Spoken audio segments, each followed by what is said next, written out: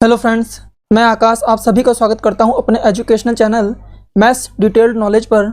हमारी आज की इस वीडियो में हम जानेंगे जो 2015 में assistant central intelligence officer tier 1 का एग्ज़ाम हुआ था, उसमें जितने भी मैथ्स के क्वेश्चन आए थे उनको हम डिटेल में सॉल्व करेंगे। और इस परीक्षा का आयोजन कराया था ministry of home affairs intelligence bureau द्वारा, और यह एग्ज़ाम जो हुआ था ऑफलाइन मोड में हुआ था। तो चलिए शुरू करते हैं हम अपनी आज की इस वीडियो को।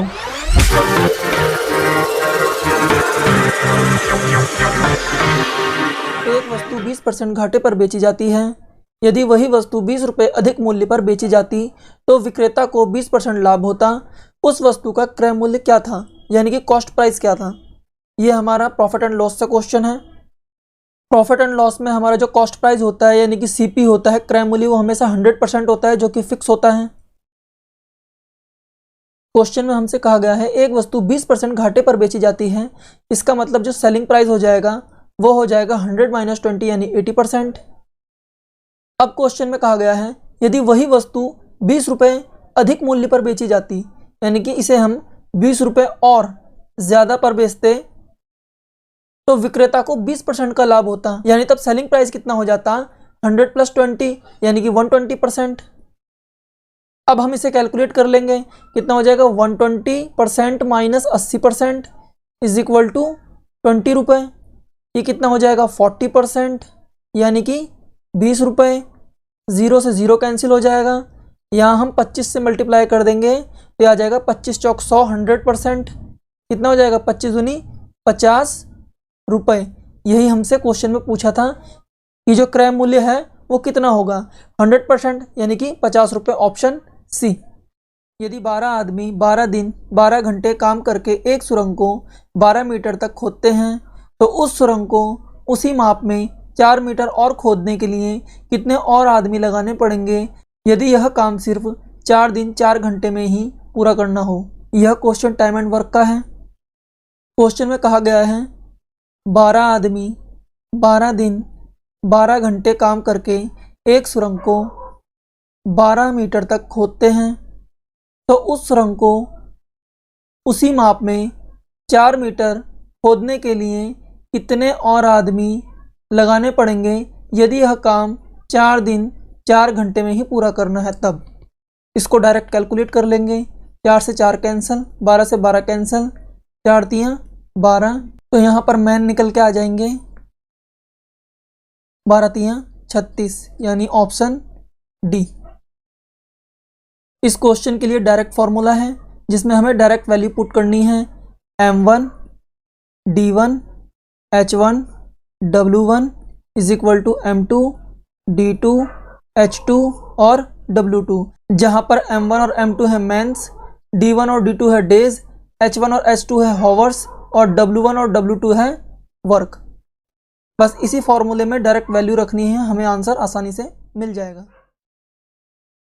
यदि एक भिन्न के अंश को 60% बढ़ा दिया जाता है और उसके हर को 60% घटा दिया जाता है तो नया भिन्न क्या होगा। यह हमारा क्वेश्चन नंबर सिस्टम से है। इसको पहले हम बेसिक से करेंगे और फिर डायरेक्ट करेंगे। हमसे कहा गया है एक भिन्न के अंश को 60% बढ़ा दिया जाता है तो हम मान लेते हैं वह भिन्न x/y है। ये हमारा अंश हो गया, ये हमारा हर हो गया। तो हमसे कहा गया है कि अंश को 60% बढ़ाने पर, यानी कि पहले x था अब x का 60% बढ़ जाएगा तो कितना हो जाएगा हमारा 5 × 5 और 3 8x/5। फिर हमसे कहा गया है हर को 60% घटा दिया जाता है तो हर हमारा कितना है y, इसको 60% घटा दिया जा रहा है यानी कि y × 60/100। 0 से 0 कैंसिल, 5 × 5, 5 में से 3 गया तो बचेगा 2y/5। 5 से 5 कैंसिल, 2 चौक 8, तो हमारा यहाँ निकल के आ जाएगा 4x/y। तो इसका मतलब हुआ कि जो हमारा भिन्न का मान है वो 4 गुना बढ़ गया है, यानी 4 टाइम्स बढ़ गया है, यानी कि ऑप्शन सी। अब हम इसे डायरेक्ट कैसे करेंगे। हमसे कहा गया है कि अंश को 60% बढ़ा दिया गया है, यानी कि पहले वो 100% था और अब 60% बढ़ा दिया गया है, यानी कि 160% हो गया है। और उसके हर को 60% घटा दिया गया है, यानी वो पहले 100% था, फिर 60% घटा दिया गया है, तो कितना बचा 40%। तो यहाँ से निकल के आ जाएगा 4 चौक 16, यानी कि 4, यानी कि जो भी पहले रहा होगा अब वहाँ उसका 4 टाइम्स हो गया है, यानी कि ऑप्शन सी। वृत्त सी का क्षेत्रफल वर्ग एस के क्षेत्रफल के बराबर है। सी की परिमिति का वर्ग और एस की परिमिति का वर्ग का अनुपात दिए गए विकल्पों में से कौन सही होगा। यह क्वेश्चन हमारा मेंसुरेशन से है। तो हमें एक वृत्त दिया गया है सी, जिसका जो एरिया है वो हो जाएगा पाई आर स्क्वायर, और हमें एक वर्ग दिया है यानी कि स्क्वायर एस, जिसका एरिया हो जाएगा ए स्क्वायर, और दोनों ये क्या होंगे इक्वल अकॉर्डिंग टू क्वेश्चन। फिर हमसे कहा गया है सी की परिमिति, परिमिति यानी कि पैरामीटर, यानी कि सर्कल का जो पैरामीटर होगा वो हो जाएगा 2 पाई आर का होल स्क्वायर, क्योंकि हमसे कहा गया है कि सी की परिमिति का वर्ग और एस की परिमिति का वर्ग का अनुपात यानी कि रेशियो एस की परिमिति का वर्ग यानी कि जो हमारा वर्ग है यानी कि जो स्क्वायर है उसका जो पैरामीटर हो जाएगा कितना हो जाएगा 4a का होल स्क्वायर। तो यहाँ से हमें मिल जाएगा 2 दूनी 4 pi square r square ratio में 4 चौक 16 ए स्क्वायर। ए स्क्वायर की वैल्यू हमें यहाँ से दी गई है, कितनी हो जाएगी 4 pi square r square 16 pi r square. R square से आर स्क्वायर कैंसिल, 4 चौक 16, 1 पाई से 1 पाई कैंसिल, यहाँ आ जाएगा हमारा पाई रेशियो 4। ऑप्शन में तो ऐसा कुछ नहीं दिया है, तो हमें पता है जो पाई की वैल्यू होती है वो होती है 22/7, रेशियो 4 हो जाएगा। 2 दूनी 4, 2 एकम 2, 2 एकम 2, यानी कि 11 रेशियो 7 × 2 यानी कि 14। ऑप्शन बी इसका करेक्ट आंसर होगा। हमसे पूछा गया है संख्या 3 की पावर 2015 का अंतिम अंक क्या होगा। ये क्वेश्चन जो है हमारा नंबर सिस्टम से है। अंतिम अंक यानी कि unit digit. Unit digit check करने के रूल्स होते हैं। जब किसी संख्या के आखिरी में 0, 1, 5, 6 आता है तो क्या रूल लगता है। उस संख्या के आखिरी में अगर 4, 9 आए तो क्या रूल लगेगा, और अगर 2, 3, 7 या 8 आए तो क्या रूल लगेगा। इन सभी के लिए अलग अलग रूल होते हैं, लेकिन हम केवल एक ही रूल लगाएंगे जो कि है रिमाइंडर थ्योरम का, जिससे हम आसानी से और जल्दी क्वेश्चन को सॉल्व कर सकते हैं। जैसे हमसे कहा गया है 3 की पावर 2015, हम क्या करेंगे जो पावर है उसको 4 से डिवाइड कर देंगे, यानी कि 2015 डिवाइडेड बाय 4। 4 का जो डिविजिबिलिटी रूल है वो हमसे क्या कहता है, किसी संख्या के अंतिम दोनों अंक 4 से विभाज्य हों या फिर किसी संख्या के अंत में 2 या 2 से अधिक 0 हों तो वह 4 से डिविजिबल होगा। तो हम क्या करते हैं, जो पावर के आखिरी 2 अंक हैं उनको 4 से डिवाइड कर देते हैं, यानी कि 15/4। तो हमारे पास रिमाइंडर कितना बचेगा, 4 तियां 12, 12 और 3 15, यानी कि हमारे पास रिमाइंडर बचा 3। तो अब हम क्या करेंगे, जो हमारा यह 3 है, 3 की पावर जो हमारा रिमाइंडर बचा है उसे लिख देंगे। तो कितना हो जाएगा 3 × 3 × 3, यानी कि 3 तियां 9, 9 तियां 27। तो जो हमारा यूनिट डिजिट है, जो अंतिम अंक है वो 7 हो जाएगा, यानी कि ऑप्शन डी। अगर इस संख्या को और बढ़ा दिया होता, मान लीजिए अगर दिया होता 3253 की पावर 2015, तब भी हम आखिरी अंक देखते और सेम इसी तरह से सॉल्व कर लेते। जब आप किसी पावर की लास्ट 2 अंकों को 4 से डिवाइड करेंगे तो रिमाइंडर क्या क्या बच सकता है। रिमाइंडर हमारे पास बचेगा 0, 1, 2, 3। जब 3 आए तो हमें पावर 3 कर देना है, जब 2 आए तो हमें पावर 2 कर देना है, जब 1 आए तो पावर 1 कर देना है, लेकिन जब 0 आए तो हमें पावर 4 कर देना है। और इस तरह से हमें अपना आंसर आसानी से मिल जाए। What is the square root of 49%। 49% का वर्गमूल क्या होगा। 49% इसका मतलब हो जाएगा 49 डिवाइडेड बाय 100। परसेंटेज हटेगा तो डिवाइड में 100 आ जाएगा, और हमसे कहा गया स्क्वायर रूट, यानी कि स्क्वायर रूट लगा देंगे तो ये आ जाएगा 7 सत्ते 49, 10 धाम 100। अब हमें वैल्यू चाहिए परसेंटेज में, तो हम मल्टीप्लाई 100 कर देंगे और ये आ जाएगा हमारी वैल्यू परसेंटेज में। 0 से 0 कैंसिल, 7 गुणा 10 यानी कि 70% हमारा क्या होगा आंसर, यानी कि ऑप्शन सी इसका करेक्ट आंसर होगा। लघुगणक, इसे हम लघुगणक भी बोलते हैं, यानी कि लॉगरिथम 40 का स्क्वायर माइनस 20 का स्क्वायर के बराबर इनमें से कौन सा होगा। इसको करने से पहले हम इसके कुछ फॉर्मूले जान लेते हैं कि क्या होते हैं। एक होता है log m इंटू n, हम इसको लिख सकते हैं log m plus log n। दूसरा फॉर्मूला हमारा होता है log m divided by n, इसको हम लिखते हैं log m minus log n। एक और फॉर्मूला होता है log m की power n is equal to, यहाँ पर हो जाएगा n इंटू में आ जाएगा और log m हो जाएगा। तो हमें दिया गया है log 40 का स्क्वायर माइनस 20 का स्क्वायर, तो यहाँ लग जाएगा a square minus b square का फॉर्मूला जो होता है a plus b a minus b. तो यहाँ पर आ जाएगा हमारा log 40 प्लस 20 इंटू में 40 माइनस 20, तो ये हो जाएगा log 20 और 40 60 इंटू में 40 माइनस 20 यानी कि 20।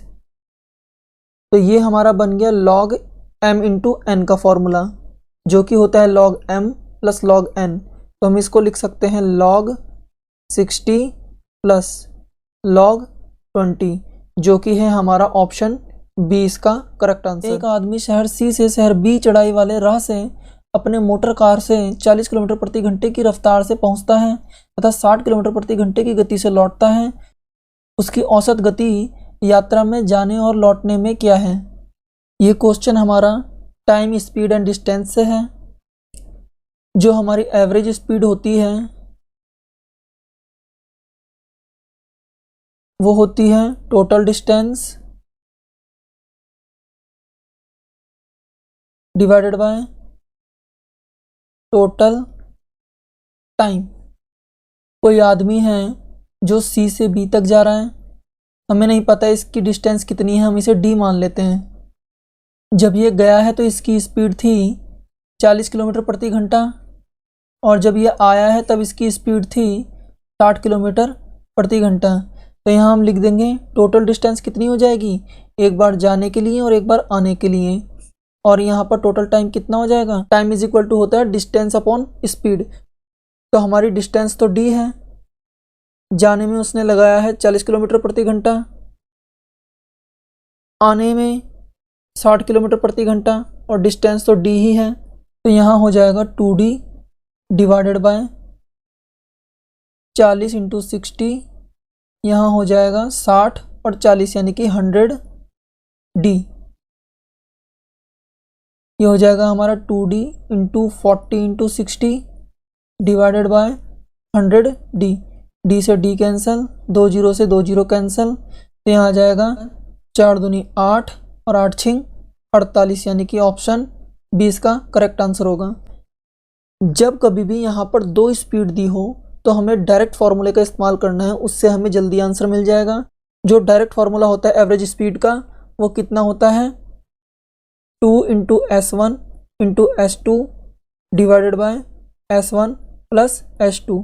तो कितना हो जाएगा ये 2 into 40 into 60 divided by 40 plus 60, ये हो जाएगा 2 इंटू 40 इंटू 60 डिवाइडेड बाय 100, 0 0 0 0 और ये आ गया 48।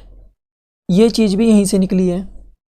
जब कभी भी हमें 2 स्पीड दी होगी तो हम डायरेक्ट फार्मूले का यूज़ कर लेंगे, लेकिन अगर हमें कभी 3 या 4 स्पीड दी होगी तो हम इसे इस तरीके से करेंगे। इसको कैलकुलेट करना है। ये क्वेश्चन हमारा नंबर सिस्टम से है। यहाँ पर हम 7 कॉमन ले लेंगे तो कितना आ जाएगा 1 2 3 डॉट डॉट डॉट साथ ही कम साथ यानी कि 100। ये हमारा बन गए हैं n नेचुरल नंबर्स। तो n नेचुरल नंबर्स का जो सम होता है वो कितना होता है, n प्लस 1 डिवाइडेड बाय 2। तो हमारा यहाँ निकल के आ जाएगा 7 मल्टीप्लाई n कितना हो गया 100 इंटू n प्लस 1 यानी कि 101 डिवाइडेड बाय 2। यहाँ से काट देंगे, ये आ जाएगा 50।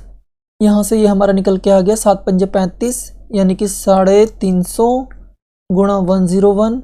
इसको हम लिख सकते हैं ये 350 इंटू 100 प्लस 1 यानी कि कितना आ जाएगा 3530 प्लस 350 कितना हो जाएगा ये 35350 यानी कि ऑप्शन ए इसका करेक्ट आंसर होगा। इसको हम दूसरे तरीके से भी कर सकते हैं। यहाँ 7 का डिफरेंस चल रहा है यानी कि ये एपी सीरीज है, अर्थमेटिक प्रोग्रेशन। तो हमारा सम ऑफ एपी कितना होगा n divided by 2 first term plus last term. हमारी यहाँ पर फर्स्ट टर्म कितनी हो गई 7 और लास्ट टर्म कितनी हो गई 700 डिवाइडेड बाय ये 2 हो जाएगा और इनटू में n हो जाएगा। n इज इक्वल टू क्या होता है हमारा last term minus first term divided by common difference plus 1। Last term हमारी है 700 माइनस 7 हो जाएगा डिवाइडेड बाय कॉमन डिफरेंस 7 हो जाएगा और प्लस 1 हो जाएगा। यानी कि यहाँ से n कितना आएगा 700 को 7 से डिवाइड करेंगे कितना आएगा 100 और 7 को 7 से डिवाइड करेंगे कितना आएगा 1 फिर प्लस 1 यानी कि n इज इक्वल टू हो गया हमारा 100। यहाँ कितना हो जाएगा ये 707 डिवाइडेड बाय 2 इंटू 100। तो यहाँ हम इसको काट देंगे, ये आ जाएगा 50 बार। अब हम इसे कैलकुलेट करेंगे 7 पंजे 35 और 3 जीरो प्लस 7 पंजे 35 और 1 जीरो कितना आ जाएगा 35 35 जीरो यानी कि ऑप्शन ए इसका सही आंसर होगा। 12 आदमी एक संगोष्ठी के अवसर पर एकत्रित होते हैं। प्रत्येक व्यक्ति एक दूसरे से हाथ मिलाते हैं। कुल कितने हाथ मिलाने होते हैं? इसके लिए डायरेक्ट फॉर्मूला है n minus 1 divided by 2 is equal to हो जाएगा ये हमारा 12 गुणा 12 में से 1 गया 11 डिवाइडेड बाय 2 ये हो जाएगा 2 छंग 12 यानी कि 66। ऑप्शन ए इसका करेक्ट आंसर होगा। ये क्वेश्चन हमारा परमुटेशन एंड कॉम्बिनेशन से है क्योंकि यहाँ पर हमसे कहा गया है 12 आदमी एक संगोष्ठी के अवसर पर एकत्रित होते हैं। प्रत्येक व्यक्ति एक दूसरे से हाथ मिलाते हैं। प्रत्येक व्यक्ति एक दूसरे से हाथ मिला रहे हैं यानी कि 2 व्यक्ति एक दूसरे से हाथ मिला रहे हैं यानी कि 2 व्यक्तियों का चयन करना है यानी कि सिलेक्ट करना है 12 में से, यानी कि हमारा कॉम्बिनेशन का सवाल बन जाएगा 12C2। तो कितना हो जाएगा factorial 12 divided by factorial 2 into factorial में कितना आ जाएगा 12 में से 2 गए 10 कितना हो जाएगा ये 12 11 गुणा factorial 10 divided by 2 into 1 into factorial 10 factorial से 10 फैक्टोरियल गया तो हमारे पास बच गया 12 गुणा 11 डिवाइडेड बाय 2 और ये चीज़ ही यहाँ से निकल के आई है। तो ये हो जाएगा 2 छंग 12 11 छंग 66 यानी कि ऑप्शन ए इसका सही आंसर होगा। यदि किसी भिन्न संख्या का 60% उस संख्या के वर्गमूल से योग उसके 1/5 भाग से 5 अधिक है तो वह संख्या क्या है? ये क्वेश्चन हमारा नंबर सिस्टम से है और इसे हम पहले बेसिक से सॉल्व करेंगे, उसके बाद हम इसे डायरेक्ट कैसे सॉल्व कर सकते हैं हम उस पर भी बात करेंगे।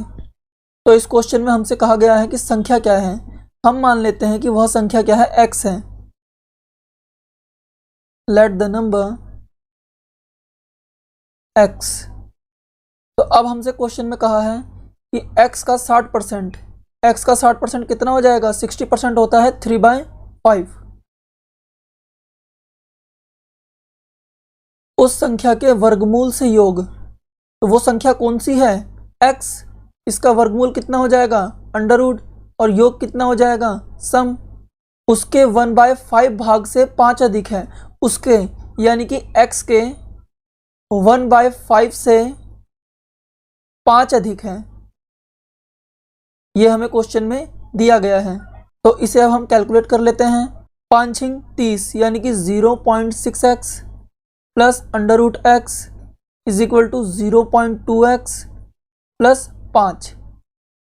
इसको कैलकुलेट करेंगे तो ये हो जाएगा 0.4x plus √x is equal to 5। अगर हम इसको कैलकुलेट करेंगे तो हमें बोथ साइड स्क्वायर करना पड़ेगा, जिसके कारण हमारी एक क्वाड्रेटिक इक्वेशन बन जाएगी। तो हम ये काम नहीं करेंगे, इससे कैलकुलेशन काफ़ी कठिन हो जाएगी। तो हम क्या करते हैं, x क्या है, वह नंबर है जो हमसे पूछा गया है और ऑप्शन में वो नंबर हमें दिए गए हैं। कितने हैं, 6.25। तो हम इसको लिख सकते हैं 625 डिवाइडेड बाई 100, पॉइंट हटेगा 00 आ जाएगा, यानी कितना हो जाएगा, जिससे काट देंगे 25 चौक 100 और 25 × 25 625। ये कितना आ जाएगा 1/4। ये कितना आ जाएगा 12/25 डिवाइडेड बाय 100, तो ये हो जाएगा 25 चौक 100, 25 चौक 100, 25 नम्मा 225। और ये कितना हो जाएगा 225 डिवाइडेड बाय 100, 25 चौक 100 और 25 नम्मा 225। अब x की वैल्यू हम इनमें से उठा के रख देंगे। अगर हमारी बोथ साइड इक्वल आ जाएगी तो वही हमारा आंसर होगा। तो चलिए हम अपना पहला ऑप्शन उठा लेते हैं। कितना हो जाएगा 0.4 into 25/4 plus 125/4 is equal to 5। तो यहाँ आ जाएगा हमारा 25 चौक 100, पॉइंट लग जाएगा यानी कि 10/4 प्लस 5 पंजे 25 divided by 2 is equal to 5। यहाँ हम 2 से मल्टीप्लाई कर देते हैं और 2 से डिवाइड कर देते हैं, तो ये हमारा हो जाएगा 4। तो यहाँ पर हम एलसीएम ले लेंगे तो कितना हो जाएगा 4 और ये आ जाएगा 10 प्लस 5 दूनी 10। तो इसकी वैल्यू कितनी निकल के आ जाएगी, 10 और 10 20 डिवाइडेड बाय 4, 4 पंजे 20। और यही हमें लाना था। राइट हैंड साइड और लेफ्ट हैंड साइड दोनों इक्वल हो गई हैं। इसका मतलब हमारा आंसर जो होगा वो ऑप्शन 1 ही होगा। तो इससे आगे हमें चेक करने की ज़रूरत नहीं है, यानी कि ऑप्शन ए हमारा सही आंसर होगा। अब इस क्वेश्चन को डायरेक्ट कैसे कर सकते थे हम क्या करेंगे, इन 4 ऑप्शन में से एक ऑप्शन को रैंडमली उठा लेंगे। हमें आंसर पता है ऑप्शन ए है तो हम इसी को उठा लेते हैं। हमें पता है वो संख्या कितनी है 25/4, तो हम लिख देंगे 25/4 इंटू इसका 60% कितना हो जाएगा 3/5 प्लस अंडर रूट में कितना हो जाएगा 25/4 इज इक्वल टू कितना आ जाएगा, x कितना हो जाएगा यहाँ 25/4 इंटू 1/5 और प्लस 5। यहाँ पर भी हमें राइट हैंड साइड और लेफ्ट हैंड साइड को इक्वल करना है। अगर आ जाता है तो यानी कि आंसर सही है। तो अब हम इसको कैलकुलेट कर लेंगे। 5 पंजे 25, 5 पंजे 25 कितना आ जाएगा 5 तिया 15 डिवाइडेड बाय 4, यहाँ आ जाएगा 5/2 इज इक्वल टू 5/4 प्लस 5। यहाँ पर हम 2 से मल्टीप्लाई कर देंगे, 2 से डिवाइड कर देंगे। नीचे कितना आ जाएगा 4, 4 एलसीएम आ जाएगा तो हमारा कितना हो जाएगा 15 प्लस 5 दूनी 10। ये कितना हो जाएगा, यहाँ पर भी हम एक एलसीएम ले लेंगे तो कितना आ जाएगा यहाँ 4, 5 प्लस 1 चौके 4 और 4 पंजे 20, यानी कि 4 से 4 कैंसिल, कितना आ गया 15 और 10 25 और यहाँ कितना आ जाएगा 20 और 5 25, यानी कि दोनों साइड इक्वल हो गई। यानी कि हमारा ऑप्शन ए क्या हो जाएगा, सही हो जाएगा। एक पक्षपात रहित सिक्के को लगातार 3 बार उछालने पर सिक्के का हेड ऊपर आता है, तो चौथी बार उछालने पर हेड आने की संभावना क्या होगी। ये हमारा प्रोबेबिलिटी से क्वेश्चन है। इसको करने से पहले हम जान लेते हैं जब एक बार सिक्का उछाला जाएगा तब क्या होगा, या तो हेड आएगा या फिर टेल आएगा। यानी दोनों के आने की जो प्रोबेबिलिटी होगी वो 50-50% होगी, यानी कि आधी आधी अर्थात हाफ हाफ। इसको हम इस तरह जान लेते हैं, जब सिक्का उछाला जाएगा तो आएगा हेड या टेल। ये क्या हो गए हमारे total possible outcomes, total possible outcomes यानी कि 2। अब हमसे कहा गया है हेड आने की प्रायिकता, यानी जो हमारा फेवरेबल आउटकम्स होगा वह होगा 1, क्योंकि हमसे पूछा गया है हेड, तो जो हमारा फेवरेबल आउटकम्स हो जाएगा वो हो जाएगा 1। तो यानी जो हमारे हेड आने की प्रोबेबिलिटी होगी वो होगी PE is equal to favourable outcomes divided by total possible outcomes is equal to 1/2। यही हमारा आंसर होगा। अब आ जाते हैं हम अपने क्वेश्चन पर। हमसे कहा गया है चौथी बार उछालने पर हेड आने की प्रोबेबिलिटी, यानी चौथी बार की बात हो रही है, 4 बार की नहीं, इसलिए इसका पिछली 3 टॉस से कोई मतलब नहीं है। चौथी बार उछालने पर या तो हेड होगा या टेल होगा, यानी दोनों की जो प्रोबेबिलिटी होगी वो 50-50% होगी, जैसा कि पहले बता चुके हैं। अतः हेड होने की जो संभावना होगी वो होगी हाफ, यानी कि ऑप्शन तीरंदाज A एंड B एक लक्ष्य पर निशाना लेते हैं। यदि A की लक्ष्य भेदन संभावना 90% है और B की लक्ष्य भेदने की असंभावना 90% है, तो A और B की लक्ष्य ना भेद पाने की जो संयुक्त संभावना होगी वो क्या होगी। ये क्वेश्चन भी हमारा प्रोबेबिलिटी से है। हमसे कहा गया है जो A है उसके जो हिटिंग करने की संभावना है वह 90%, तो इसके जो मिस करने की संभावना होगी वो हो जाएगी हमारी 10%, क्योंकि जो हमारा टोटल होता है वो होता है 100%।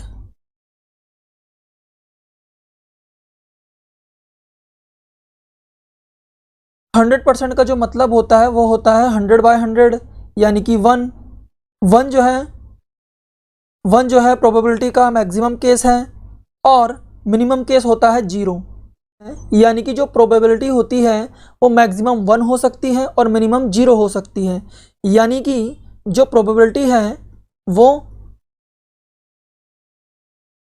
0 से बड़ी या उसके बराबर होगी तथा 1 से छोटी और उसके बराबर होगी। ये हो जाएगा हमारा NA, ये हो जाएगा हमारा NA bar is equal to. अब हमसे कहा गया है जो B है उसके मिस करने की जो प्रोबेबिलिटी है वो है 90%, तो हम लिख देते हैं इसको NB dash is equal to 90%। तो इसकी जो हिट करने की जो संभावना होगी यानी कि NB वो कितना हो जाएगा 10%। अब हमसे कहा गया है A और B की लक्ष्य ना भेद पाने की जो संयुक्त संभावना होगी वो क्या होगी।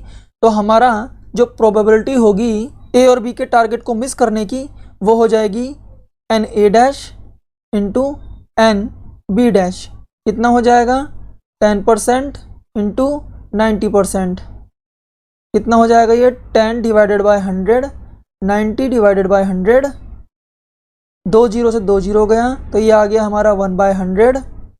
हमें जो आंसर निकालना है वो निकालना है परसेंटेज में, तो हम यहाँ पर 100 से मल्टीप्लाई करवा देंगे,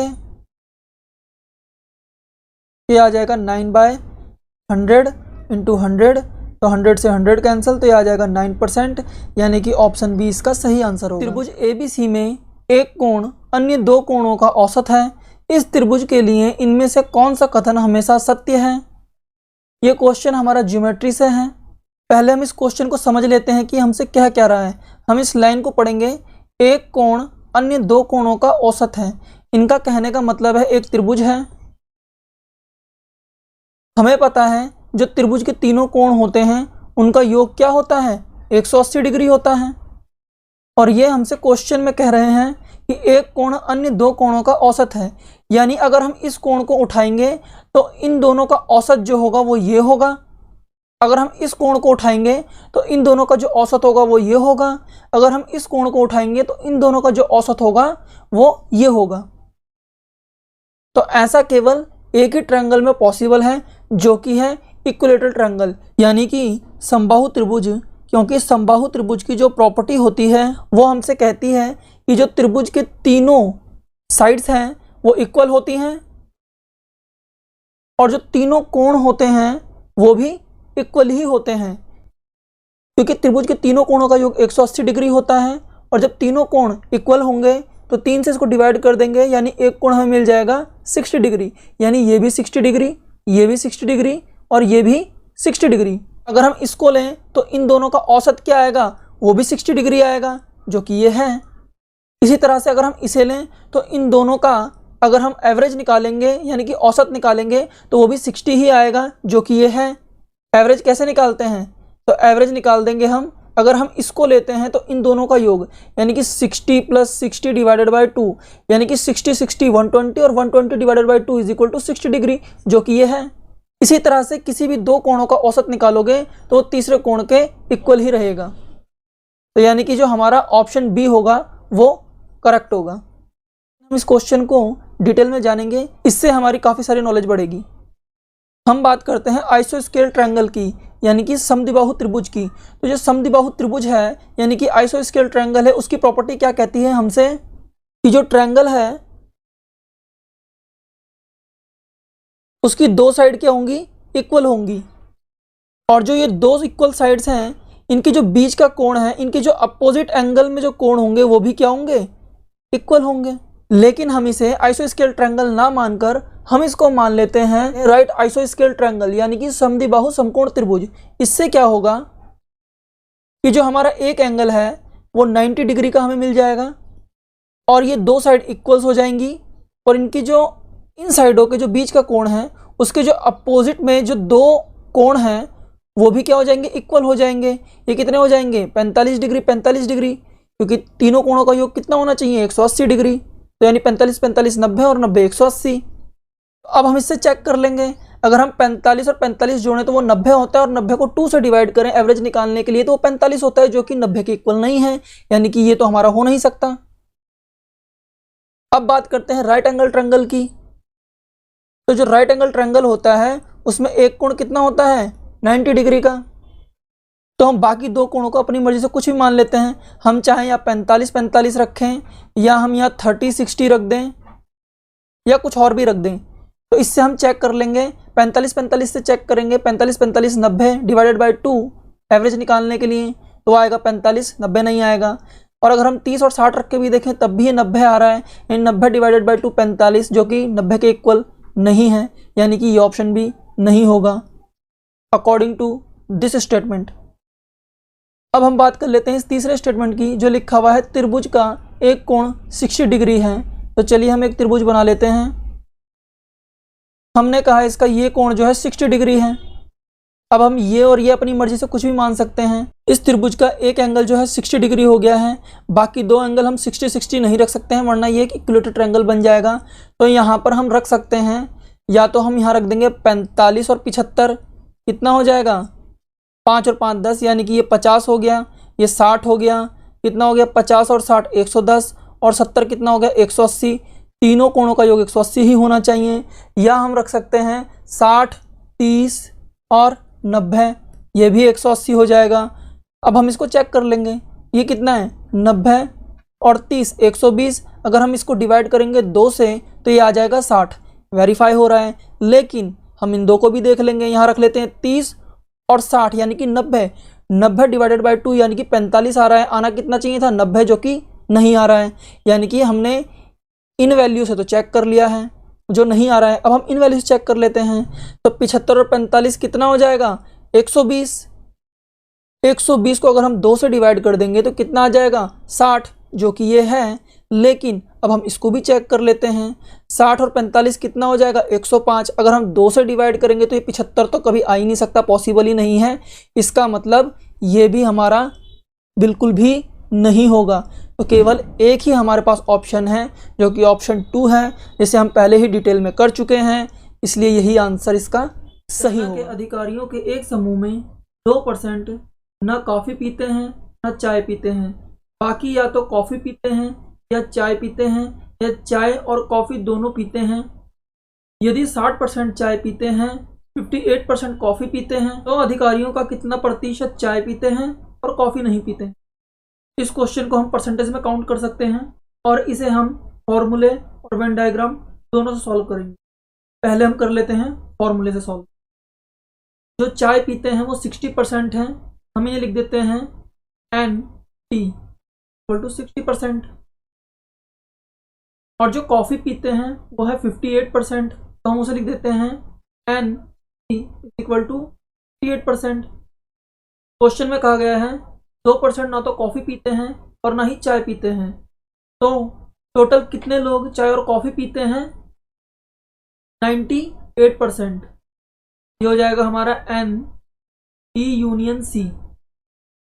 इसका हमारे पास डायरेक्ट फॉर्मूला होता है, वो होता है NT/C = NT + NC minus N T intersection C, T for T और सी फॉर कॉफी। जो हमारा ये है एन टी इंटरसेक्शन सी, यह है हमारा टी और कॉफी दोनों को पीने वाले लोग। तो यहाँ आ जाएगा हमारा 98%, ये हो जाएगा 60%, ये हो जाएगा 58%, और ये हमें निकालना ही है।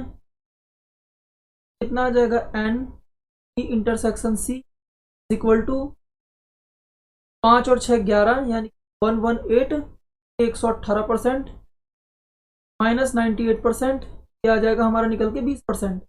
यानी कि जो टी और कॉफ़ी दोनों पीते हैं वो है 20%, लेकिन हमें दिया गया है जो टी पीते हैं वो है 60%। तो हम यहाँ से निकाल लेंगे जो केवल चाय पीते हैं और कॉफ़ी नहीं पीते हैं, यानी ओनली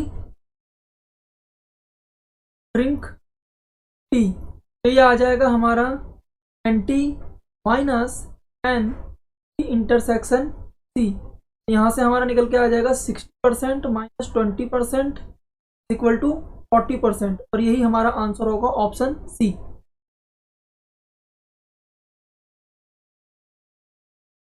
अब हम इसे करते हैं वेन डायग्राम से।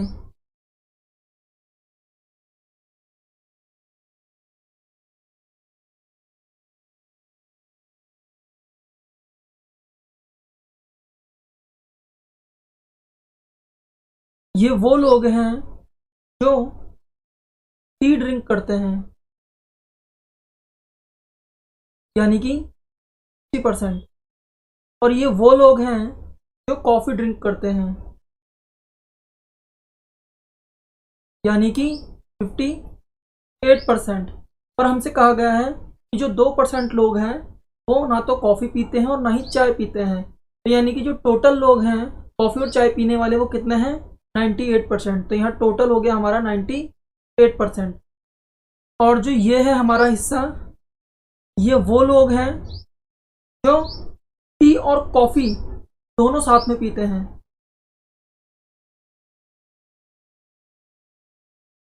और ये वो लोग हैं जो केवल टी पीते हैं,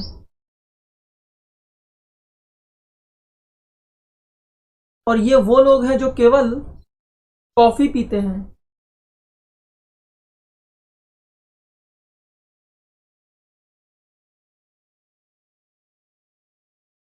तो हमें निकालना है ये वाला पोर्शन।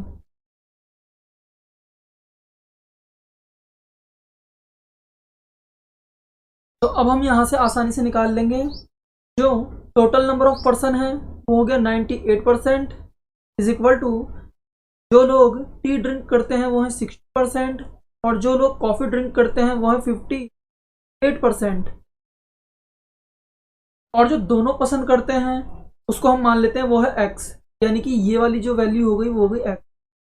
तो यहाँ से हमारा x निकल के आ जाएगा 20%, यानी कि x इज इक्वल टू हो गया 20%। ये टी और कॉफ़ी का कॉमन सेक्शन है, यहाँ पर टी और कॉफ़ी दोनों पीते हैं, यानी कि ये जो पूरा का पूरा हिस्सा है 60% का वो टी पीता है, लेकिन उनमें से जो ये वाला हिस्सा है ये टी और कॉफ़ी दोनों पीता है, तो इसको हम घटा देंगे, ये आ जाएगा 40%। ये 40% वो लोग हैं जो केवल टी को पीते हैं, यानी कि ऑप्शन सी इसका सही आंसर होगा। हेलो फ्रेंड्स, यहाँ पर सभी प्रकार के कॉम्पिटिटिव एग्जाम्स के लिए मैथ्स की तैयारी कराई जाती है, जिनमें मुख्यतः SSC, CGL, CPO, 10+2, bank PO, clerk, group C, group D, intelligence bureau, CDS, NDA इत्यादि सभी प्रकार के एग्ज़ाम शामिल हैं। अगर आपको हमारी यह वीडियो पसंद आई हो और इस वीडियो से आपको थोड़ा सा भी लाभ पहुँचे तो आप हमारे चैनल को सब्सक्राइब कर लीजिएगा और साथ ही बेल आइकन को प्रेस कर लीजिएगा ताकि आने वाली सभी लेटेस्ट वीडियोज़ के नोटिफिकेशन आप तक पहुँच सकें। धन्यवाद।